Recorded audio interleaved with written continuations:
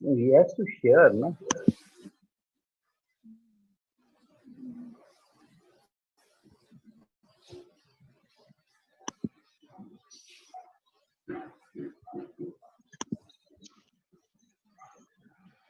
Harold, you want to show the video?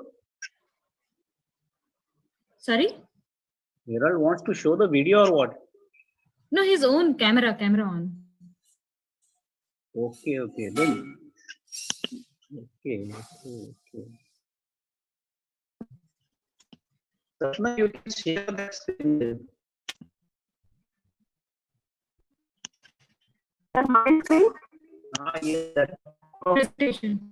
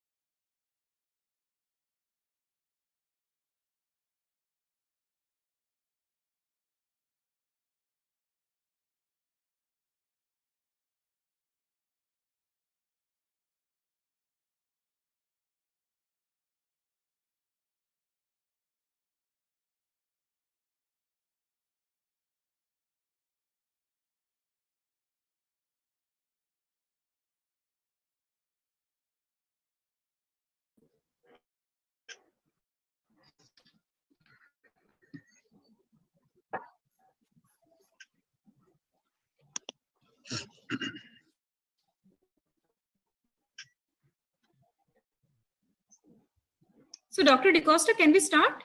Yeah, sure. Have you tested your camera? Yeah, I'm able to see. Okay, perfect. Yeah. Even I can see. Yes, perfect. Yeah. Sapna, over to you. Yes, thank you, ma'am. Very good evening to everyone. I, Sapna Damani, strategic lead on behalf of Society for Data Science, welcome you all in this webinar series. Before we begin with today's session, let me share you a little about Society for Data Science. The Society for Data Science has been founded in January 2018 by few data scientists and data enthusiasts from various parts of our country, with an objective to create seamless data science ecosystem, and it is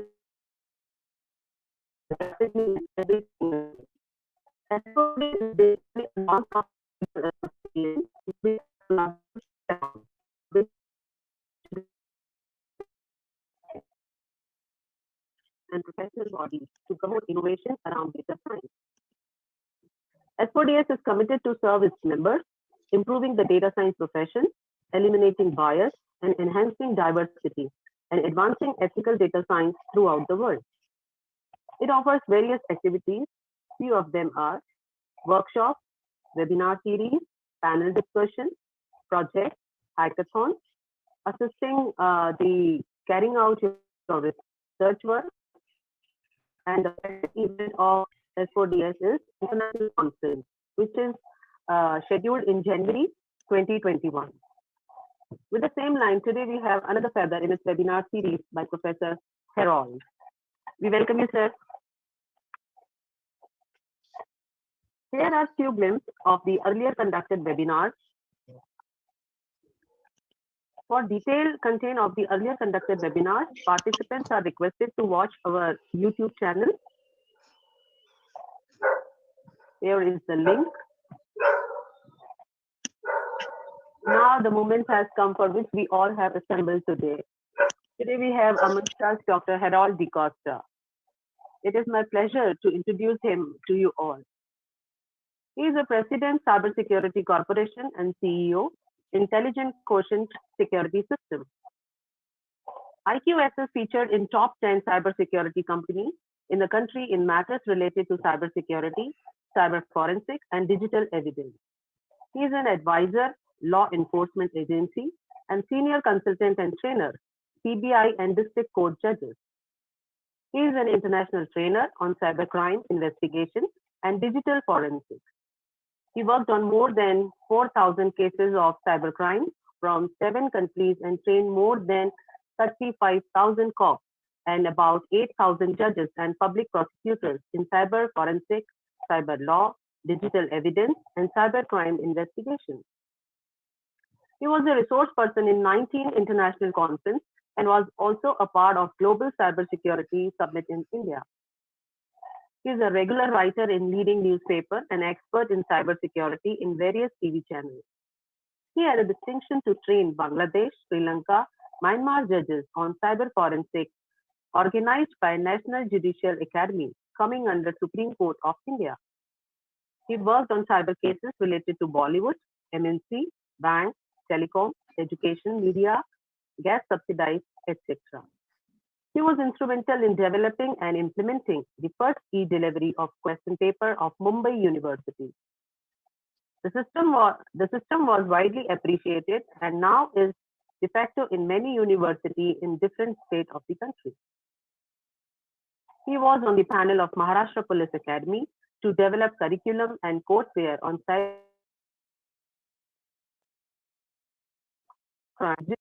He developed courseware and curriculum for premier university in Maharashtra on cybersecurity, cyber forensics, and cyber law.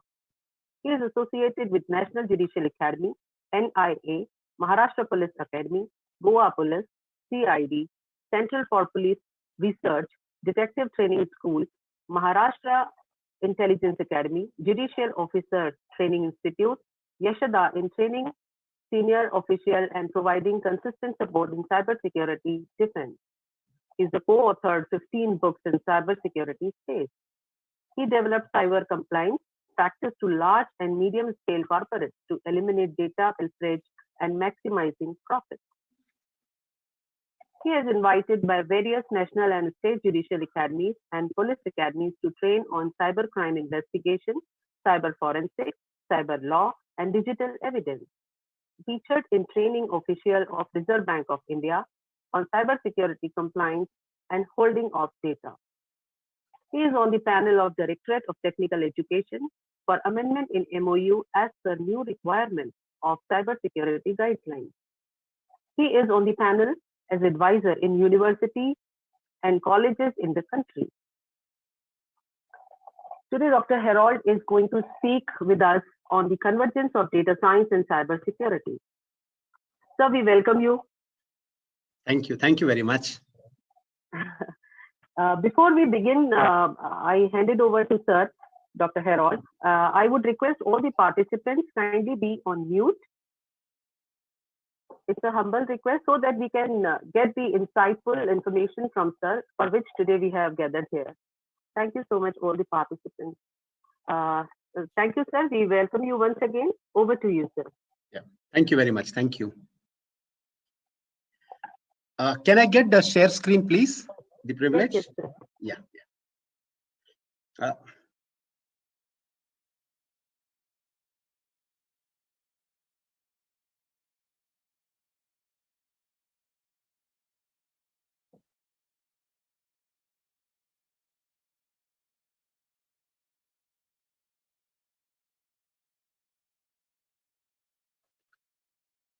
Good evening to one and all who are part of. I feel extremely humbled to be a part of this webinar and talking to you on the topic of the convergence of the data science and cybersecurity. First and foremost, I thank the Society of Data Science for inviting me for this webinar. Specifically, I thank Dr. Neha. I think without her, this webinar would not have been possible. And I also thank all the executive members and the other members who are a part of this esteemed society. And all the participants, all the friends who have been connected through YouTube or through other social networking media. And of course, some of us are connected to Zoom, so on and so forth. So I'm very humbled to be a part of this webinar. To start off this topic, that is the data science and the cybersecurity, both go hand in hand. In fact, I work on the cybersecurity space most of the time. I deal with the cybercrime cases, assist the law enforcement and the judicial system in the country in terms of the cybercrime investigation, digital evidence, admissible in the court of law, and also how the evidence could be appreciated in the court as far as the cyber breaches are concerned.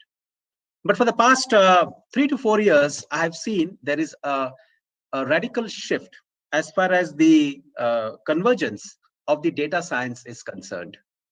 And the data science today plays a very pivotal role in terms of actual the patterns in terms of the security breaches to be minimized. It also has a lot of information repository in place through a lot of empirical data, which is now available in terms of the patterns of how the crimes are being done, how the crimes are being orchestrated, and of course, giving a large ocean of information also to the law enforcement agency in terms of how to combat this, as well as how to ensure that the digital footprints of a fraudster or a criminal could be caught across. Well, all that I will try to go in the session. But first, let me just put up to you about the preview of the data science. Well, the data science, my topic, I will be focusing on the cybersecurity space in relation to data science, in relation to the pool of information which has been churned out, which is used in the decision-making process, building up a knowledge-based system, going up to the executive information system, so on and so forth. But my core topic will be cybersecurity in correlation to data science. So we talk about the data science, it evolves the need for how we process and establish data and the meaningful working relationship with the world. Well, data science finds its use in a wide variety of different areas, one of them being cybersecurity, for which we all are there at this moment. The data science offers a better leverage, allowing the government and the corporates to be able to understand how to anticipate and respond to cybersecurity issues, threats, and attacks. Well, the third point is very, very critical. When you talk about the cyber breaches, I think it is more important point of view to be aware that when you talk about the cybersecurity breaches are being more anticipated towards the how to prevent them, how to anticipate them that, okay, a certain breach is going to take place, and how to have a mitigation and a risk assessment plan in place. And of course, the threats and attacks also, which are equally important. Well, when you talk about the data, there is a lot of data. And when you talk about the subject of the data science, the data itself is the devil when you talk about the cybersecurity breaches. So all we look in the data is all the binary numbers 0 and 1. But within this, the binary code, the devil lies within this particular binary code. Where it lies, actually where the importance of the data segmentation is very critical and very important. Well, the data protection, we talk about the data science, we talk about the data. Without protection, the theme of data would be incomplete. For the knowledge of a lot of my friends who are connected through this webinar, the data protection bill is already there in the Supreme Court. And very shortly, we may have the data protection bill being applicable to each and every Indian who is using a digital device, and so is to each and every intermediary who is storing the data in its server.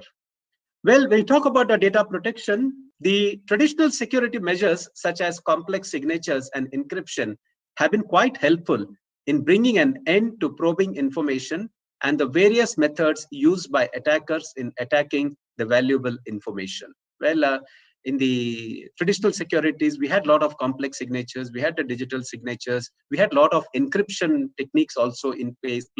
Maybe it's a 128, 256, 102, 24 bits, so on and so forth. We had the complex signatures. We had the encryption by which we were encrypting the data, by which this data would not be accessed by unauthorized people. Even if at all it is being accessed, then the person would not be able to find out what exactly is written in that data, so on and so forth. But today's attackers have become more complex. Today's attackers have got that requisite knowledge even to hack into these issues. And there is where the data science really helps us out. What is the leakage? Where exactly there is a problem in the system which could be unplugged to ensure that our traditional security measures along with the modern one clubbed together can give a far better security to the end user who is using the system. So the data science takes it a step ahead by helping to reinforce these measures and effort organizations means of developing highly impenetrable protocols through machine learning programs. Well, this is the cybersecurity data science. Well, from the SaaS, I took up this slide. Well, what you have in this, you have the replacing the rules with machine learning to reduce the false alerts. Well, today, if you find on the social networking platforms, there's a lot of false informations. In fact, we did a survey, and in our survey, we found that 83% of the messages almost on WhatsApp are fake. They don't have any origin. They don't have any authenticity, but the messages which are being transmitted and propagated through WhatsApp, for most of us in India at least, we think it as a gospel truth and we believe in that. And we also start communicating it, transmitting it to hundreds of peoples during the day, so on and so forth. For that matter, when you talk about the cybersecurity, when you talk about the cyberspace within our country, to start off with, we have a population of almost about 138 crores, and we almost have 65 to 66 crore Indians using internet. We are the second largest user of internet in the world. We have almost about 108 crore SIM cards in the Indian market, used almost by about 92 to 93 crore unique Indians. We almost have about 28 to 29 crore Indians having a Facebook account. We have the almost about 44 crore Indians having a WhatsApp account. In fact, all these statistics, what I'm telling you, either we are number one in the world or number two in the world. We are the second largest country in the world as far as downloading the social app is concerned. And when you talk about the emails, we are once again the second largest user of emails in the world. In fact, all of these statistics reveal that India is no more a country where we used to use the brick and mortar. We are now a country who is on the digital platform and use the digitized technology right from the official professional environment to our personal use itself. And that, I think, the biggest example, what we had in the last 4 months of this coronavirus, where most of us, we were at home, work from home, and that's the time a lot of data was being churned. And I'm sure that this data, if properly churned across, will give a good repository of information to build a well-established cybersecurity system in the country.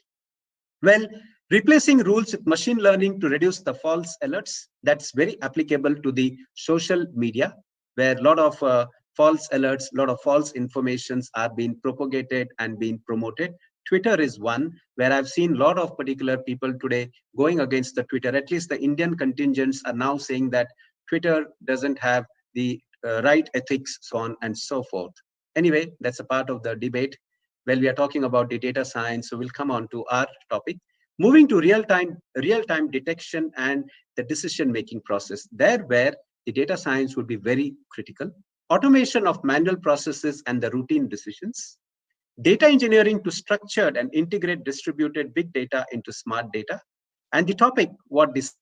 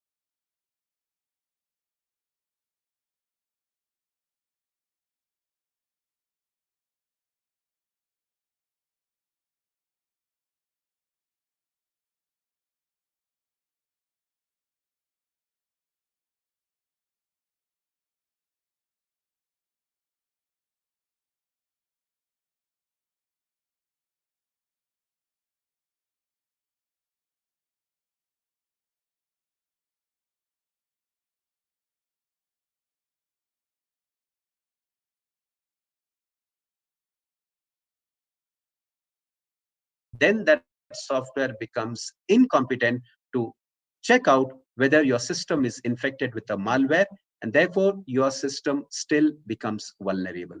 That's why when we have an antivirus which is installed in our system, we should keep on updating the antivirus on day-to-day basis. Right in the morning, when you start your system, the antivirus which is there in your system, most of the time there is a patch which is updated on a day-to-day basis. And that's what we should be doing it, because the day-to-day updation will ensure that the new signatures of the new malwares which are updated in that database will be reflecting for the different types of malware or a worms or a viruses which has affected your network or in your system could be eliminated. Organizations can have a better idea and know about their information security landscape much better, and the benefits of which pays dividends in terms of better security. Well, when I talk about organizations can have better idea, I have done audits of a lot of organizations.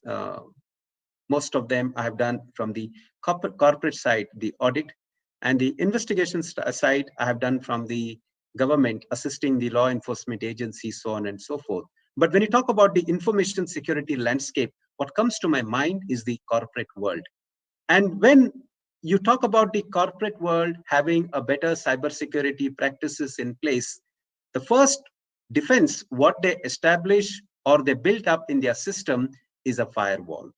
But when you talk about a firewall, I would just like to correlate, because firewall is nothing but a Lakshman Rekha, which is already there in our mythological books. There's nothing, no rocket science to know what, to know about the firewall or to know about the Lakshman Rekha for that matter.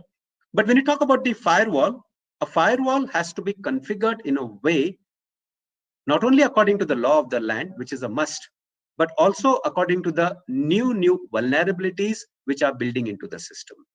So when you are having a firewall to be installed in your corporate environment, why you're paying so much money for that firewall is because the new vulnerabilities which have occurred, these informations are being collected by the security companies which are embedded into the software, and they are bundled and given to you. But I'm very much sad to say that even today, most of the corporates don't configure the firewall according to the law of the land. And so is, they don't have the firewall which required to be customized according to the need of the organizations. Instance, what I would like to share with you, an organization, a pretty big organization, having almost about 1,500 crore rupees turnover, had a firewall in place. And they had been having this firewall for almost a year. But having this firewall for almost a year, still the data was getting leaked. Still there was a pilferage of data. And under these circumstances, they said, we have got the best of the firewalls. How come the data get leaked? How come an unauthorized attack can take place within a network? Well, the answer was very simple. You bought the best of the firewall, you invested in the best of the system, but your firewall did not have a daily update, which is a must.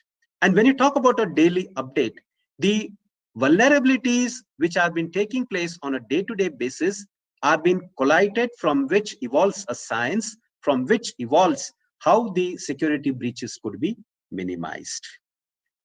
Well, continuing forward, in order to identify malware and spam, organizations can take advantage of data science by collecting data from variety of samples purposefully for deep learning and training in order to detect the malware on time. Once the spam and malware are identified, false positives would be reduced. And when you talk about the malware, on the cyberspace, we have almost about 11 lakh threats, almost 11 lakh threats. And we feel that just without having an antivirus, without having a firewall, we are secured, we work onto our system without just thinking about a 1 minute also that how much our system be. When you talk about the malware, well, the malware is a family of 5 different types of threats. Well, the very important part is that you have the virus, the worms, the Trojan horse, the spyware, and the adware. So all of these 5 threats which you combine together, which also has different types of smaller programs which are related to each of these threats, which combined together go almost to about 11 lakh. But cumulatively, these 5 different threats are combined together and known as malware. Mal means malicious, ware means many.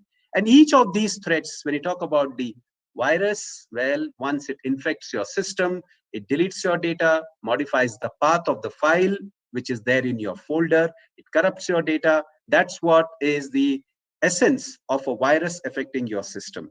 You have the worms. When you have the worms coming into your network, into your system gets choked up. Your system doesn't work. It becomes absolutely slow. You think that you have to upgrade your system. Upgrading your system also is not the solution. Solution is that you require the worms which is affected your system or the network to be removed.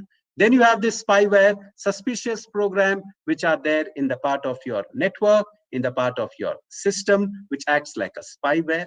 Then you have the adware, which is once again a type of a program, pop-up windows, basically, which just gets, when you're there on internet, you find some certain pop-ups getting opened up, and that says that, okay, you won in a lottery, and you click on that particular link, thinking that, okay, you will get the money by following that link. Actually, there is no money which will come to you, but what have you lost is that probable the access to what you are doing on your system, which websites you are visiting, what you are doing on those websites, how much time you are consuming on each of these links.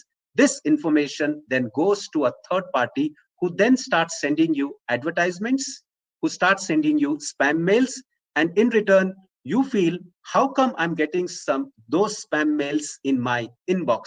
The reason is because your system is not protected, and that particular protection is violated by the essence of an adware advertising. Adware which has infected your system, infected your network. And the last in that lot is the Trojan horse, a disguised software which tells you that it is for the betterment. Once you install in your network, in your system, your virus would be deleted, your system will have better security in place. So you start clicking on those links, thinking that that software will help me out, but no. In turn, that Trojan horse, a disguised software, will start work suspiciously within your particular network, throwing away some critical data to an unauthorized person who in turn can misuse this information and commit a fraud. Now, all of these type of the malwares, a lot of research is specifically done by these antivirus companies. They learn from all of these vulnerabilities, the breaches, and from there, the evaluation of this data science is then perpetrated in that software and given to people. When we talk about the cybersecurity data science, the life cycle point of view, we have the monitoring, the frame, the exploring, where's the discovery of the data, engineering the data, building up the models, validating the information, deployment, so on and so forth. Well, the first and the last one is the detection, and second is the discovery, which is equally important for me also, coming from the space of the cyber security. Detecting the breaches, minimizing the breaches, and when you talk about discovery, understanding the new patterns by which how a crime is being orchestrated and how that crime could be eliminated or it could be minimized. Future scope of data science in cybersecurity is pretty huge, but specific to the field of cybersecurity, data science can help analyze big data for the purpose of rooting out all kinds of vulnerabilities. In fact, you and me are there on the internet, but if I ask just a very basic question to all my friends, I think most of us will keep on thinking, who is the owner of internet? Well, we have been using internet in our country for the last 26 years, but who is the owner of internet? None. That's the simple answer for it. Well, who is the father of internet? That's another question point of view. But who is the owner of internet? None. What is the jurisdiction of internet? Well, it's very complex. To give you a small example, a crime, the cyber criminal would be sitting somewhere in Nigeria. He would be using the server which is deployed in America. He may be using a tool which is made by Germany, and he may be attacking the victim who is from India. Now, under these circumstances, when the victim from India goes to the police station to lodge a complaint that my system has been hacked, my data has been lost, where all will the jurisdiction be? The jurisdiction as far as the investigation is in India. But then when you talk about the jurisdiction, it also means collecting the data from these different countries. When you talk about these 3 different countries from where the information then has to be collated, only if you have got a treaty between these countries, those countries may cooperate with us. Otherwise, these type of crimes, they will never be investigated. And therefore, under this scenario, I think we have the Interpol in place, which is now playing a significant role, but it has to play a better orchestrated role to ensure that many of these cyber crimes could be solved and resolved. Well, if we talk from the Indian context point of view, our conviction rate as far as the cyber crime is just less than 1%. So it's less than 1%. I don't want to say point something. So I'm just saying less than 1%, which can give you an idea that how this data science could help the investigating agency to ensure that the crime or the FIR which is registered would lead into the conviction of the matter. I'm not saying that our law enforcement agencies are not trying. They are. But then what happens is that if tomorrow my Facebook account gets hacked, the law enforcement agency have to get the information from Facebook, which is in United States of America. And there have been instances where on many occasions the data doesn't come. And because of the data not coming in, the investigation cannot go forward and the conviction doesn't take place. And the matter most of the time goes into acquittal because there is lack of evidence, lack of electronic evidence, which is not there to convict the criminal. But then if all of the countries globally come together, have a treaty in place, then I'm very much sure that whatever the data is there in different part of the country would help out in eliminating or rooting out a lot of vulnerabilities. The financial frauds can be minimized by understanding the patterns of information and the flow of attacks. Well, last little more than 4 months, I from a personal front, I would say I had almost about 221 cases coming to me because I make a note of those cases. Whenever I get any case, I just make a note in my diary that this is the case from this person who called me up, and I just make a repository of the data with me. And most of the calls what I had were the financial frauds. Well, it may be as much as 10,000 rupees going from a person's account to almost as 60 lakh rupees going up from a corporate account. And these financial frauds, they were actually more than 55% of the total crimes were the financial frauds. What I mean to say, the pattern was same. The pattern almost was same. And the pattern was that the calls coming from an imposter saying that I'm calling from a bank, your debit card or your credit card would be stopped working because you have not done the KYC. And if you don't provide this information, your card will be blocked. And people, many of them are unaware of the fact that these are imposters, gave their personal confidential information related to their bank account, related to their card, and thinking that now they will be in a position to use the card because we were not able to go out during this pandemic, and thinking that otherwise the card gets blocked, the whole world will come at doldrums for them. But then by giving this information, what the net result was that whatever little money they had in the account, that also was being siphoned out. So the pattern more or less was same. In fact, I would say 90% of the crimes which was orchestrated, the patterns were same. Imposter giving a call as if calling from the bank.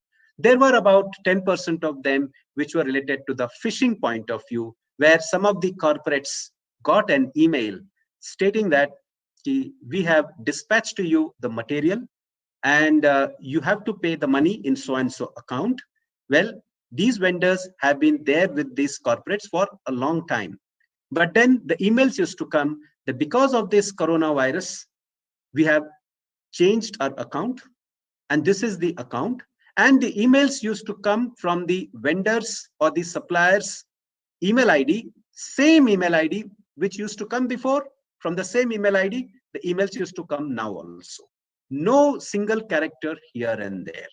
And so in one of the instances which happened in Pune, a fairly big corporate, the owner of that company got an email, the director of the company got an email from its supplier who was there in Singapore, saying that I have dispatched the material to you worth about some 60 lakh rupees, and said that this time when you're making the payment, please don't make payment in my old account, what is there with you. Because of this coronavirus, we have shifted our account to some new bank, and this is the account where the money has to be transferred. And so this director of the company, little on the elderly age, not knowing that this is a spoofed email, because all these years he's been following the instructions which were given on the email by its vendor and doing an online payment. So this time also he thought that the same email, identical email came from that email ID of the supplier. Immediately he called up his accounts guy and said, please make this payment.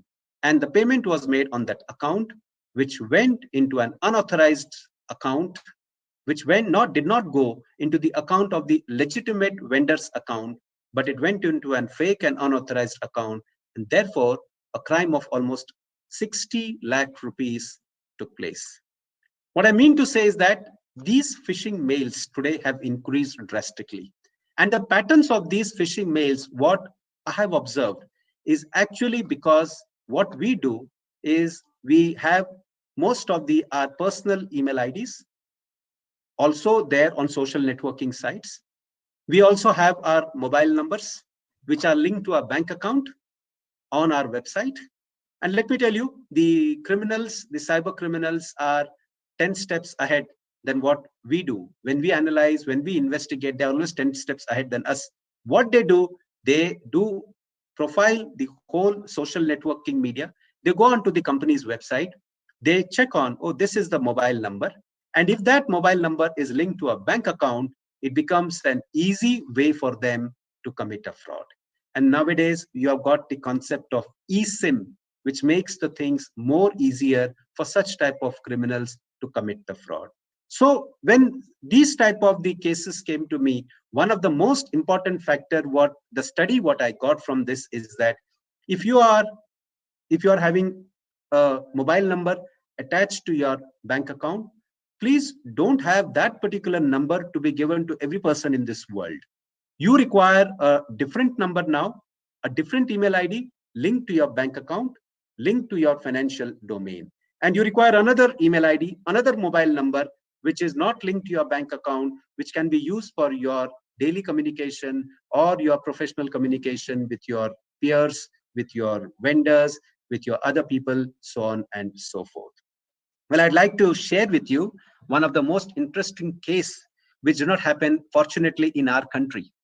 It happened in South Africa. And the case was like this, how the data was being misused by a 20-year-old boy and how he committed a fraud. The case goes like this. There was a conference in South Africa where about almost 200 people from all over the globe, they came for this conference. And when they came for the conference, they had to register their name. So there was a register which was available. And when before entering the hall, they were supposed to write their name, or they were supposed to have their visiting cards to be given to the person who would register their name and then allow them to go into the hall. So almost about 200 people were there. It was almost about 3 days conference. Well, the conference went up very well, successful. After the 3 days conference, all of them, all the delegates, the speakers and all, they went back to their countries, so on and so forth. 3-4 days down the line, from almost about 50 of these participants who came for this conference, from their bank account, almost about $5 lakh cumulatively were being siphoned out. Very surprising. 50 of them, and almost about $5 lakh was being taken out.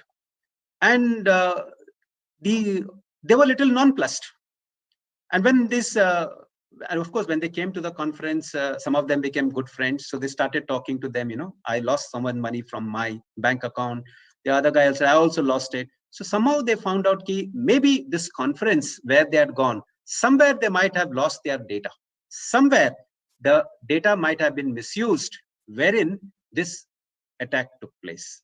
So the FIR was registered, and during the investigation, it was found that there was one guy who was a 20-year-old boy who also had come for this conference. What he did was that he got this sheet, he got this data sheet of the participants who came for this conference, which had the email ID, which had their mobile number, and almost about 1/4 of them had their email ID and their mobile number linked to their bank account. And he used techniques which are now also available in India. We have to be very, very cautious as far as the financial gamut is concerned.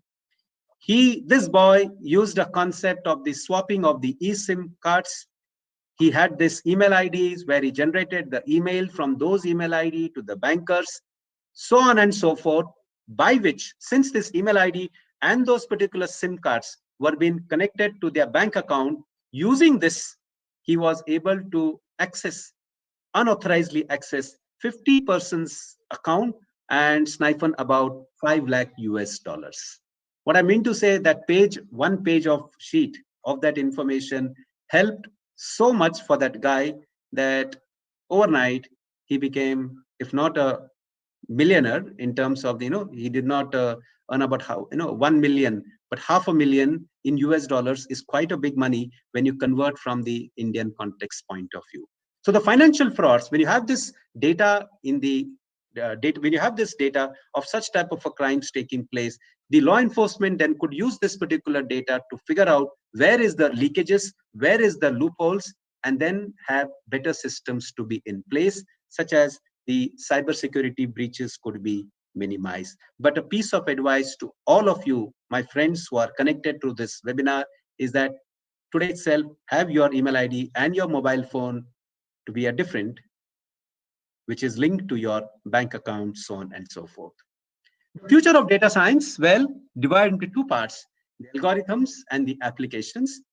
We'll talk about the algorithms: massive scale graph, geospatial temporal predictive analytics, hyperfast analytics, embedded deep learning, cognitive machine learning, natural language generation, structured database generations. That's on the algorithms, what has to be incorporated to have the data to be fused out, or to be data to come out from the large repository of the data or the empirical data which is there in the system. The applications where all these algorithms could be put into use, of course, in cybersecurity are huge. Healthcare, extremely, extremely important. The Internet of Things, well, the world, slowly, we are moving towards IoT. And I won't be surprised that in the next few months down the line, we will have 5G also in place. But then with 5G coming in, with no Data Protection Act yet, we have the Data Protection Bill, which is there in the Supreme Court. But till the time it doesn't come, if 5G comes, then I think it's going to be a problem, because if there is no data protection bill in place before the 5G comes into incorporation, it becomes a bit of problem as far as the intermediary concerned and the user of the different apps are concerned. Customer engagement and experience, well, that's very critical, and especially now during this time of this coronavirus, where we are already logged in at home. Well, of course, we go to the office, but minimal. The social point of contact is go from office to your home and from home to office, no going here and there. So at this moment, our customer engagement and experience is going through internet. And when it's going through the internet, it's going through the cyberspace. Extremely cautious we have to be. Smart everything, human capital, and data for the societal good. These are the applications where these algorithms could be used, and the future of data science could be more glorified. 2019, the substantial issues which could grow. Too many false alerts, well, it's already there. Unknown to unknowns, limited resources, integration and orchestrations, and the most important, data overload. Well, if you see the cyberspace, we almost have about 110 crore 110 crore domains registered, out of which almost about 25% of these domains which are registered, they are not being used. So roughly about 77 to 78 crore domains which are registered are now being working. We have the cloud. We talk about cloud jacking. We talk about DDoS attack, so on and so forth. So the data overload is there. It's going to increase in the days to come because we churn a lot of data. In fact, I'm sure that there could be some participants who, or some of my friends who would be there from the environmental field. Each of this data, what we go through, what we communicate through WhatsApp, what we communicate through emails, each of this particular data, what we transmit from our network to the another network has a role to play as far as the global warming also is concerned. Therefore, I think when we have so much of informations to be churned out, there is no need to say every day good morning to everybody. I think if one in the group says good morning, I think it's fine. But we have a series of people saying good morning, good evening, good night, especially from the Indian context point of view, right from morning 5:30 to night 2 a.m.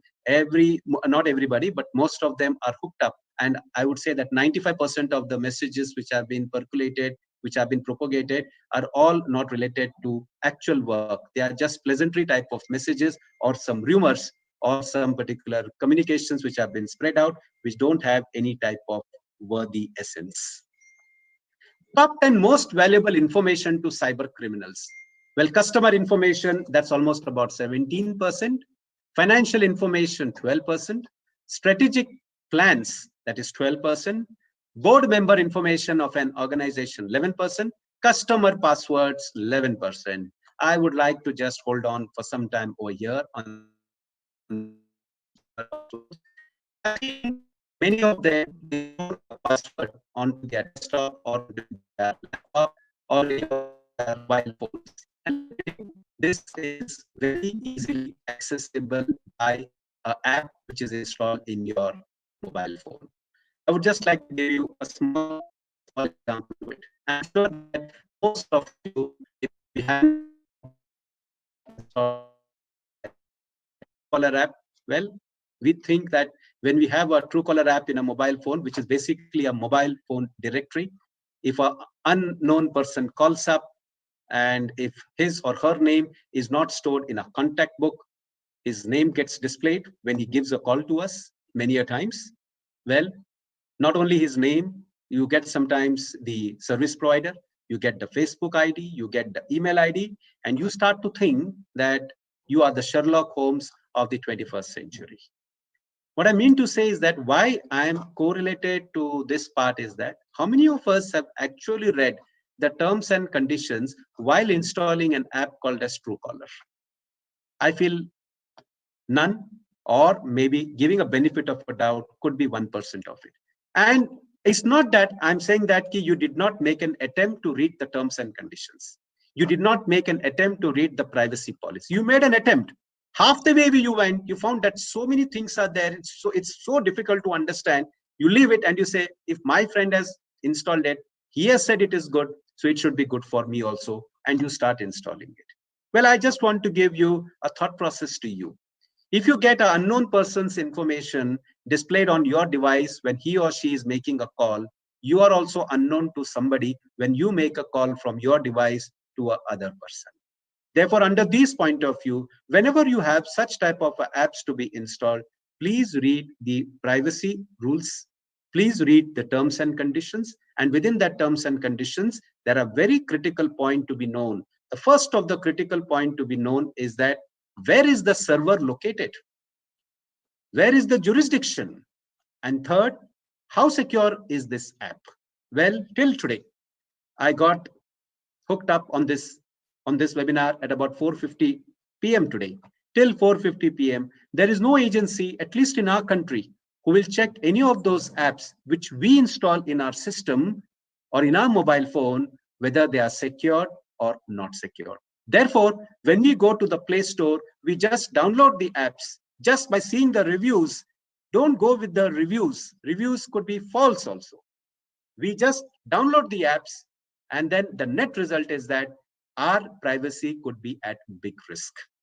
Well, if you read the terms and conditions, coming back to the customer passwords, if you read the terms and conditions of Truecaller or many of the apps, you'll find one significant information coming probably in all of these apps, that they would like to have an access to your folders. They would like to have an access to your camera. They would like to have an access to your gallery. They would like to have access probably each and everything what you do. Why they require the access is a big question mark. And let me tell you, from our perspective, from the Indian perspective, 98% of us, we never read the terms and conditions, never read the privacy policy. We are just in a hurry to download that app. And many of these apps work then as a particular privacy breach, giving the information to a third person, which then could be misused. Well, if you Google it and you'll check it out, there was a big news of Truecaller also saying that Truecaller is selling our data. You cannot take Truecaller to the court because Truecaller, in its terms and policy, have made them very clear. They're on the safer side. You and me are not on the safer side. But what have you lost is your confidential, personal, critical information. And therefore, in this result, what to download, what to be installed in your mobile phone, in your system, is a decision what you have to take it, because you are the custodian of that mobile phone, of that system. You are the owner of it, and you have to decide. Tomorrow, if a breach takes place, you cannot take any of these agencies to the court, because they have made themselves clear by making the terms and conditions where the liability is on you and all the particular advantages is for them. The R&D information, and I would also like to add one more point, is that please don't waste your money by going in for a most sophisticated model of a mobile phone. I have a mobile phone, say 1 lakh rupees, 1.2 lakh rupees. I have the best fingerprint biometric impressions into that, the facial impressions. All this of no use if you have got apps installed in your mobile phone, which are just sitting in your system, stealing your privacy and giving to a third person under your nose with your approval. So please don't waste your money in all of these gadgets. So these gadgets are not useful for you simply because you have got some Chupa Rustam software within your system, which can have your privacy to be breached. The R&D informations, well, criminals would like to know about the R&D, the bill of material, what data you have within your network, what data which is there of the company, the merger and acquisitions information, intellectual property. That's something which is very, very important now, because the intellectual property is basically the information which checks the health of the organization, checks the health of the system, so on and so forth. Non-patented IPs, which yet have to be filed, but part of the work has been done, stealing of it, and the supplier informations. The top 10 biggest cyber threats to organization: phishing, well, that's 22%. Malware, 20%. Cyber attacks to desktop, 13%. Cyber attacks to steal money, well, 12%. Fraud, generalized fraud, 10%. Cyber attacks to steal the IP, that's 8%. Spams, 6%. Internal attacks, well, that's something which is very critical. We did a survey within the data what we had, with the various state governments, and then we found that almost about 79% of these cyber attacks are done by people who know each other. More than 3/4 of the attacks, at least in our country, are done by attackers who are known to each other. Therefore, I think we have to be very cautious with our own people rather than cautious being with the unknown persons.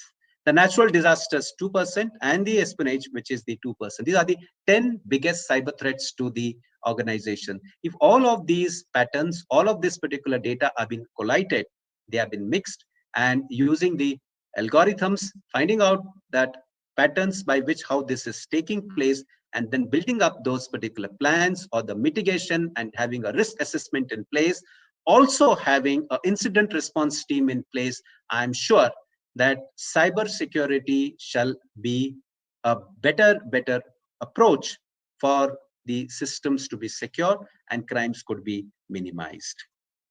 These are the 10 different types of the cyber crimes. Well, this is from our native, this is from our Bharat point of view. Cyber stalking, well, harassment, especially women's, are being harassed. 72% of the victim of cyber crimes happens to be women's, and women have to be extremely cautious when they're using anything, a digital device, especially uploading their photographs, especially uploading their mobile number, email IDs, so on and so forth. Online job frauds, well, that's massive frauds which are now being taken place, and most of the time we have data uploaded or given to lot many job portals. Well, before we upload it, let's take from them also that how they preserve the data. Under the section 43A of the Information Technology Act, every intermediary who is storing the data has to follow a certain law. But let me tell you, none of them follow this law. None of them. I had a lot of particular matters of people putting their items, especially during this coronavirus, pandemic. When people shifted their house, they had some of their old utensils, old carpentry, all going to put on OLX. And then when they uploaded their information on OLX, they started getting calls. Okay, I'm a major, I'm so and so. I want to buy your things. And then the fraud started. The person thought that, oh, here is a major, here is a commander, here is a defense person on whom we have the maximum trust, and they are the most trustful person. But then actually they are the imposter. And then in the name of saying that, okay, I'm transferring the money into your account, before you could give this thing to me, they send a link and people click on that link on their mobile phone. The moment they click on that link, instead of that money coming into their account, the money gets disappeared from that account. Similarly, when we talk about the online job fraud, there have been a lot of instances. I have had many cases of online job fraud, but in one instances, I saw one person, a resident of Gujarat, actually he's a bona fide from Maharashtra, but working in Gujarat on a job portal. When he uploaded his profile, thinking that he will get a better job in Australia, he lost 2 crore 78 lakh rupees trying to get that job. Until today, no job. What I mean to say is that the information and believe me, the portal where he had uploaded the information is a very, very renowned portal. And when I spoke to that agency, when I spoke to that portal, they said that, look, whatever the information is uploaded by the user, we upload it on our server. Who sees it, who misuses it, we are not responsible for it. But Section 43A of the Information Technology Act has got a responsibility which is fixed on that service provider, which till today, no service provider is taking the onus or the responsibility for it. I think you have to also to be extremely cautious when you're buying anything online, when you are getting some eatery things online. Please be cautious that what you upload, your information doesn't go to a third person, which could be minimized. That is where the data protection bill would be a game changer, where the user's data would be protected, and if misused, the intermediary where the data was uploaded would be responsible for that act. Cyber trespassing, well, a remote access of the device. Once again, a woman is more victim to this as compared to men. Cyber laundering, money laundering, you hear a lot of things of Bitcoins, Ethereum. You see a lot of those cryptocurrencies, which technically found that they are used for the laundering purpose, so on and so forth. Phishing scams, well, huge. Well, I've discussed about it.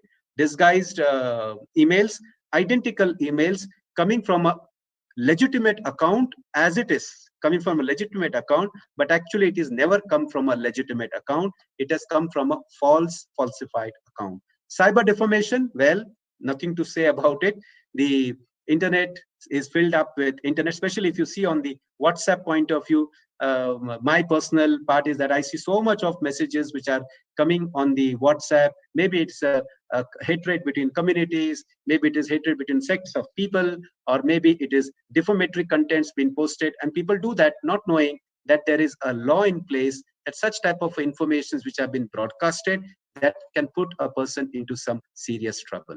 In fact, some of the state organizations, which is the government organizations, have also started noting the numbers from where such type of defamatory calls also come, or defamatory contents. For example, at least I know a couple of states in our country. So when you get a call from a XYZ person saying that I'm calling from a bank, so if it is a fraudulent call, when that call is given to that police in that in the police station, they make a repository of the data and they make a data bank, and they will percolate it among the state that if you get a call from such and such number, this is a fraudulent call, so on and so forth. So that the data over there plays a very critical role. I think we as an individual have to play a very, very critical role, that if we get such type of a call, at least via email, we have to inform the law enforcement agency that such type of a calls are coming, such as a repository, a data of these particular numbers could be made and people could be stopped from getting to be victimized.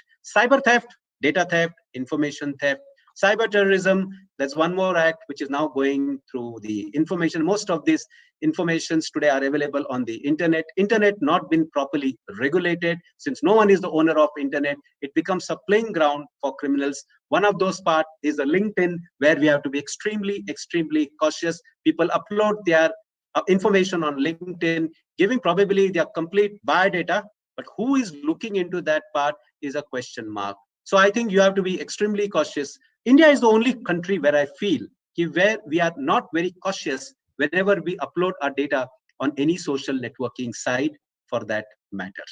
Cyberbullying, well, you have the cyber stalking and all a part of it, and the banking fraud. And there's something, I have one particular couple of case studies which I will be talking to you, how the data could be useful, ensuring that these cybersecurity breaches could be minimized. Cyber vandalism, well, we talk about cyber vandalism, damaging or destroying data rather than stealing or misusing them.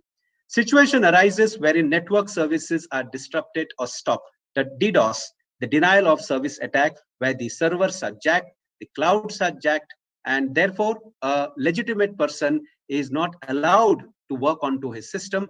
And if there is an inquiry which is coming on to that particular organization through an electronic communication, it cannot communicate with that server because that server is being hyped with so much of the informations or so much of this particular access or the IPs from different locations, which are basically false. Deliberately putting malicious code, virus, trojans into a computer network to monitor, follow without the permission of the owner of the network. That's cyber vandalism. I would also put cyber trespassing also, is a remote access of a device to follow what exactly the person is doing. I get a lot of matters, especially related from the Domestic Violence Act, where either the women, either the husband or the wife, they come across and they say that I have a doubt that my husband has put something on my mobile phone, and the other side also, how to know whether something is inserted in my mobile phone by which my privacy is going out, so on and so forth. The answer is very simple. I'll come to that point in some time from now. How you can job scams. Well, I'll come on the job scams. Excuse me, request you to be on mute, please. Here I come on to the applicability of the data and the science which is evolved to this data as far as the job scams are concerned. The candidates registering on the job portals is mined and targeted by sending phishing links. Candidate data contains personal and confidential information which is then linked to the various schemes, and then the data is then used by the fraudster in a systematic way to extract money from the candidate. And therefore, I think here we have to be very cautious that which portal we register our information, our biodata, because these information becomes as a simple and very information which doesn't have, with which fraudster doesn't have to pay any money for this. He directly gets logged in, he gets some certain user ID and a password, at least part of the information he sees. And even though he gets logged into any of these job portals by making a payment of 5,000, 7,000 rupees in one of the scheme, he gets millions of particular records at his disposal, by which, looking at that particular biodata, he starts building up a strategy that how can I make this person a candidate, a victim, send a phishing link, tell him that, okay, these are the various schemes where you can apply for a job, and then to do this much money you have to pay. Many of them pay the money, but rather than getting a job, rather than getting some money, they lose the money. Bank account frauds, where once again, data could be extremely important in minimizing this. During online payments, organizations display the account credentials on their website, well, this is my bank, my online account where the money could be transferred. This data is then crawled by the fraudster to make similar looking account details. And then when the account details are being sent by so and so, the account details may look identical as if it is something, a government account. And then people think, oh, we are making a subscription to the government for some certain good scheme. But actually it is not so. This particular money is then put into some fraudulent account where it is then being misused. Information is then a tool for fraudsters to earn money and make you a victim. Well, in the bank fraud accounts, this part which I'm just sharing with you, it came to me only. It came at, dear valued customer, your Axis Bank card points worth so and so will expire by so and so. Kindly convert your points in cash by clicking here. I don't have an account in Axis Bank, but still I got this. And that's the link what I got. And when you click on this link, rblpoint.com, many of them will think that it is a Reserve Bank. Maybe Reserve Bank is sending a link to me, and maybe my money, some cash points worth 3897, well, divided by 4 at 1,000 rupees, I'm going to get it. So if a person clicks on this link, he will be asked to give his information, his name, his address, his card detail, his Aadhaar number, his PIN number, and few of them give this information thinking that they will get some the points for which they have been rewarded, that will be credited into their account. But once this information is given, the information is then being used by a fraudster to commit a crime. Basic security practices, what I think now is very critical is awareness.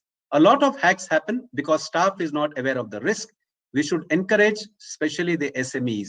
There exactly the major frauds are taking place. We feel that the frauds only take place in the urban part of our country. Actually, it's a myth, because we have almost about 60% of the penetration of the internet going in the rural place. That's the place where we may have to have proper security and awareness to be created. Strong passwords, it is one step closer to being secured from breaches or hacks. But strong password should not be that my password can be as big as having a width of 30 to 35 characters, numbers, special characters, so on and so forth. Chances are there, many times the chances are there that the person may forget what password was been given. Strong password means a password which of course is a combination of characters, numbers, special characters, but then having a width probably maybe between 10 to 16. And the next time when you are giving a password, that password should be having the combination of the previous password, what have you given, by altering some few characters, few numbers within that list here and there, such as you will remember what exactly the password you have updated at the next time. Please don't write your passwords in any of your folders on your mobile phone or any of your notebooks or note sheets, because if those particular notebooks or note sheets are lost, you will have your personal confidential information going to a hacker, which could be misused. Updating is one of the most crucial points of being safe. Well, I've discussed this before, need not to be discussed now. I'm sure that you might have understood that when you talk about the cyberspace, every day things change. So updation is a very, very important thing. Every day, the antivirus, what has been installed, the firewall which is there, has to be updated on a day-to-day basis, wherever possible. The backups, well, having a backup of the data is very important. Otherwise, you may have some ransomware attack. And I've seen many organizations, full-fledged organizations having turnovers of more than 3,000 crores. They also have become a victim of ransomware. And the most confusing thing which came to my light was that they never maintained online backup. They used to maintain offline backup. I think the time has come that an online backup is a must. Our systems having RAID technology, redundant array of inexpensive disk, that type of a technology should be there where the backup can be taken on a day-to-day basis. And the firewall, the Lakshman Rekha is very important. Use the protective measures which can protect you even if you cannot react in time. The firewall is a must. The Lakshman Rekha within your network, within your system is a must, because that firewall will make you aware if there is any unauthorized threat which is coming into your system or into your network. It will prompt you. After prompting you, still if you allow that particular software to reside in your network or in your system, then I would say that Abel Mujhe Maar. That's what we have done across. So these are basic cybersecurity practices: awareness, strong passwords, updating, backups, and the firewall. Well, that's it. Well, in case you need any help, you can WhatsApp me, because I know that in today's world, many of them are using the digital technology. But only thing is that you can WhatsApp me if you have any of your difficulties. If you, I pray that you should never become a victim. But then at the same time, I'm giving my number to you in case you are becoming a victim, in case you require an assistance, please WhatsApp me so that I can look into that part and get back to you what is the best remedy you can do. But I pray to God that you should never be victimized. And the last thing what I want to share, because I feel that there are some of the participants who are the high flyer from the academic field, just one point to be shared with them, and that is, I would say that cybersecurity and data science, please include this in the curriculum. It's very important, very critical. Otherwise, a day will come that a crorepati can become roadpati, and a roadpati will become crorepati, and the whole law and order system can go into a disarray, simply because today we are using technology. And when you are using technology, crimes also have increased drastically. And because of the issues of jurisdiction, and because of the cyber law in our country, which was last amended in 2008, and now we are almost more than half the way of 2020. It's not been amended for the last 11 years or so. We require data science and cybersecurity as a compulsory subject. Let it not be an elective subject, a compulsory subject. Probably in every semester, you should have one part of this particular subject, because the future is only working on the cyberspace. The future, what we now find out is work from home. The future is that most of these sophisticated officers will be gone out and will be hooked up onto the internet, onto the cyberspace, which will be a different world, disguised world. And to ensure that crimes don't increase, I think data science in correlation to the cybersecurity is a must, which should be there. So I wind up my session. Thank you very much. But before I wind up, I think I did tell you that your mobile phone is very critical, and you have to be extremely cautious about it. All those who are not having an antivirus or a firewall, cumulatively both, not installed in the mobile phone, please, after this webinar, please install a licensed copy. Don't install a pirated copy. Pirated copy doesn't take any liability. Installed a licensed copy, a good quality antivirus. Antivirus doesn't cost you much more. It doesn't cost, if you're investing 50,000, 40,000 rupees in your mobile phone, antivirus will cost you anywhere between 400 to 800 rupees per annum. So please install it and be secure, and ensure that you pass on the message to as many people as you can, that they also could be secure from such type of breaches or such type of problems taking place. Thank you very much. If you have any questions, you're most welcome to ask me. Yes, sir. There are a few questions in chat windows. I can read it out for you. Yes. There is one question. Do we have chances to get money back because of cybersecurity? Police is taking time even today, technology world so. Okay. There's a good answer for that. Who has put up this question? Oh, yes, I'm seeing this. Yes, yes. Oh, it's something. Okay. It's something a very, the name is not there. Yes, okay. Yes, Do we have a chance to get money back because of cybersecurity? Police is taking time even today, technology world. So, well, very good question. I should congratulate you for asking such a very good question. It was there in my mind, but somehow I just misplaced that particular one. You can take cyber insurance. Well, today you have got cyber insurance in place by which you can have such type of problems to be minimized. When you go to the police, I understand the police will take a lot of time to investigate. But if you have a cyber insurance policy in place, and if you have lost your money, you just have to make a complaint to the police and claim the money from the insurance agency, and they will compensate you. So, Yagnesh here. The question is from my side. Yes. But do we have cyber insurance? Like there is the first time I heard this. We have. I have given you my email ID. You can send me an email. I will send you all the details. Yes, there is a cyber insurance is there, and cyber insurance is there for 8 to 10 different types of crimes now. It is there for email spoofing. It is there for identity theft. It is there for the social media. It is there for defamation. It is there for data theft. It is there for money which is lost from your account. So like that, there are 10 different types where you could be covered under that. Okay. Thank you. Yeah, very good question. I should congratulate you. A very nice question. And the cyber insurance is there, I think, which because of that question asked by my friend, sometime before, I think everybody should take that advantage of having yourself cyber insurance, insured. I think after 1 or 2 years, as what we are taking Mediclaim, it also requires cyber insurance. I think it started now because I think life insurance is not so important as data insurance is important. It's become so much important, Yeah. Because, in terms of the life insurance, I think many of those claims, they don't take place because we live more than the life insured policy. But I'm sure in the data insurance, we'll be having at least 25 to 30 crimes, in our lifetime. So it's better to have yourself insured, But if somebody does not have cyber insurance, and if he or she has become a victim of that, do he get back money as in the recent world?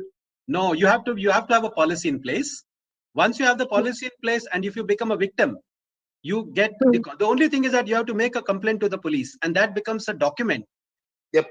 To be given to the underwriter for the claim to take place. Okay.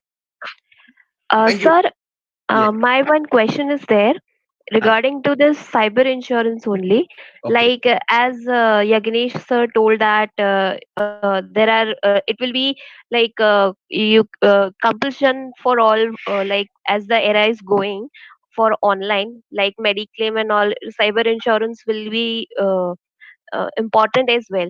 So, sir, which companies or like which authorities are providing this cyber insurance in India and all? Because as myself also, I have heard this word first time.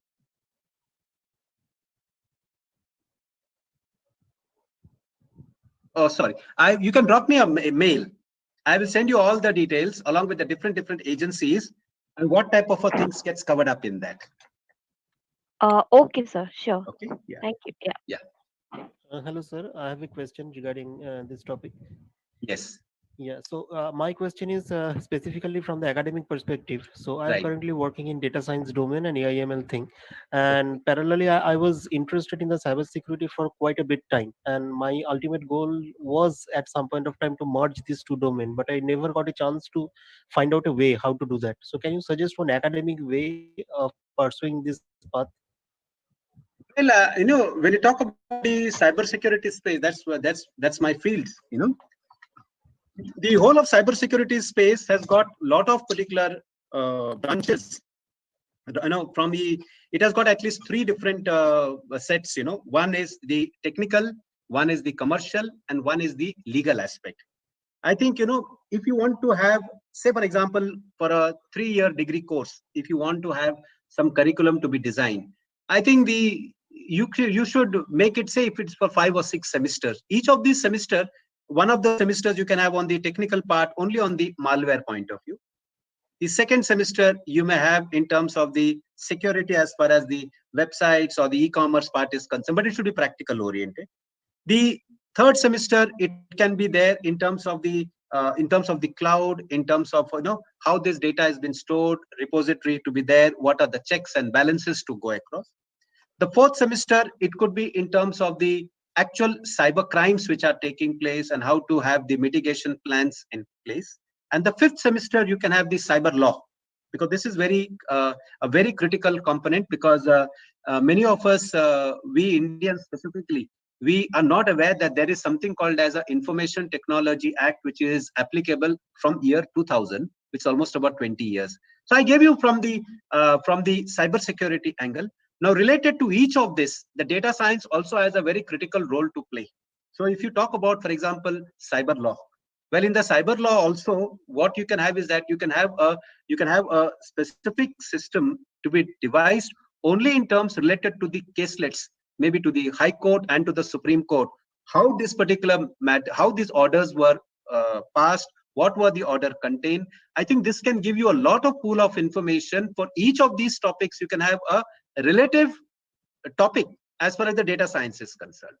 You should mix it up together to ensure that if you have a malware, then you require one topic from the data science point of view, exclusively talking about the virus, the worms, the patterns, how it comes, how it affects into your network, what are the different type of the threats it can take place. So these informations, that can be a part of your data science.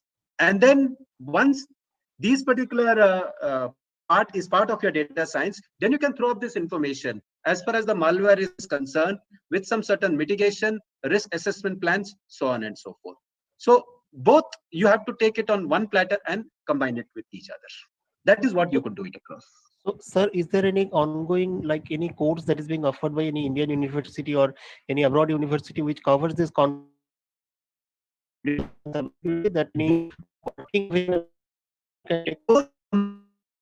No, as an individual, yes. so as of now, there is no course that offers both, like this mixed flavor.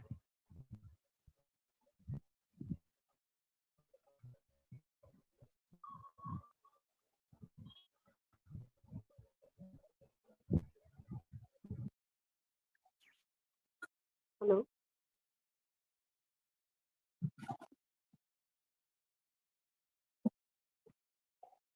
Hello. Hello. Yes, there is one more question.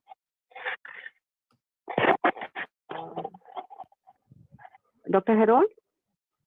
No, I think he got dropped, I guess. Okay. So we can So, close now. I think there must be some internet problem at his end. Yes. So I would announce the upcoming event of that conference to participants.